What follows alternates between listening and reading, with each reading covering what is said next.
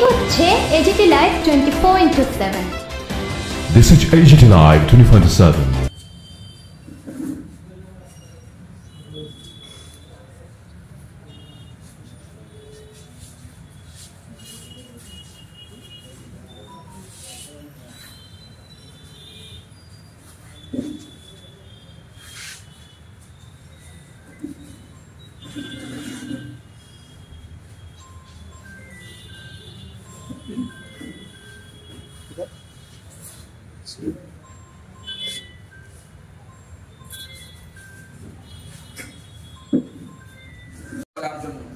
তারপরে আমরা প্রত্যেকেই একে একে সুশৃঙ্খলভাবে আমরা ওনার প্রতি পুষ্পার্ঘ অর্পণের মাধ্যমে ওনার প্রতি আমরা শ্রদ্ধা নিবেদন করব।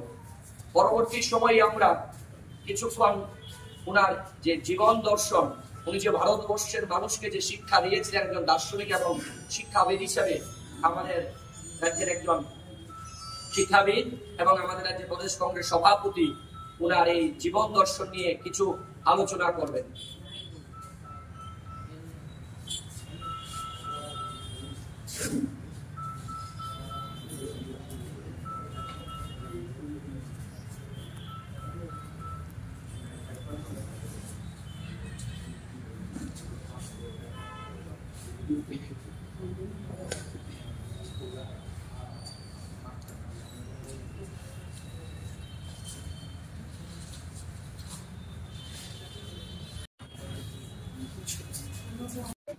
জন্ম জয়ন্তী আমরা উদযাপন করতে যাচ্ছি।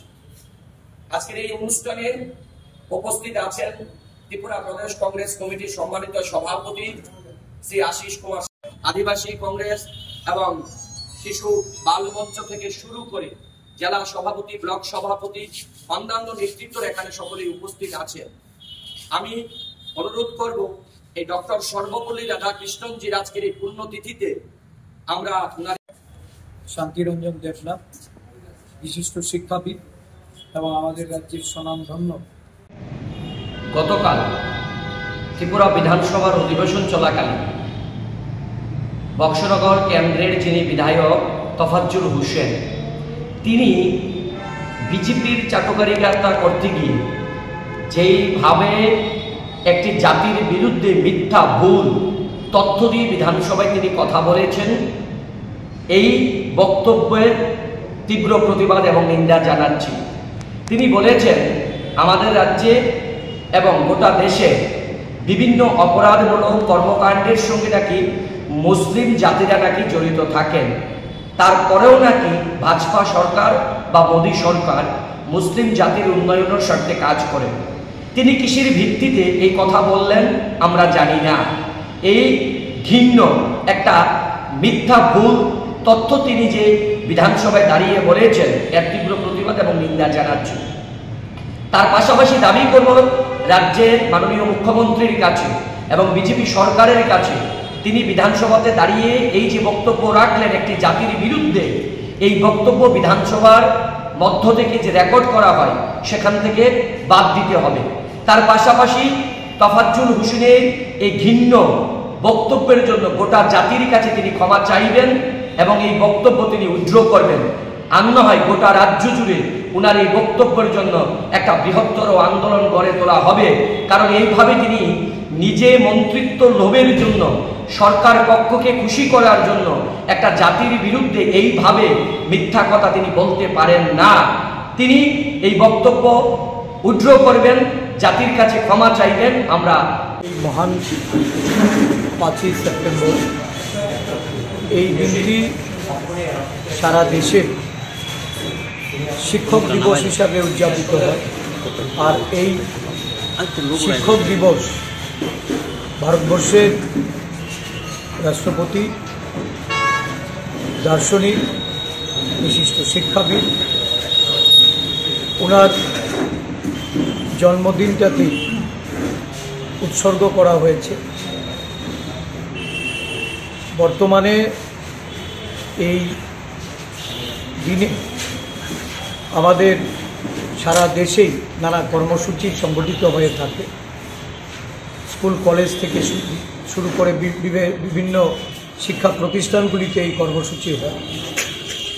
আমরা আমাদের রাজ্যের প্রদেশ কংগ্রেস অফিসে আমাদের ছাত্র সংগঠন, কর্মচারীদের যে শিক্ষক সংগঠন যুক্তভাবে এই অনুষ্ঠানের আয়োজন করেছে, ওনার প্রতি শ্রদ্ধা নিবেদন করার জন্য আমি ব্যক্তিগতভাবে এই বিশেষ দিনে আমাদের মহান শিক্ষাবিদের প্রতি আমার শ্রদ্ধাঞ্জলি জানাচ্ছি এবং শিক্ষকদের জন্য আমার শুভকামনা রইল।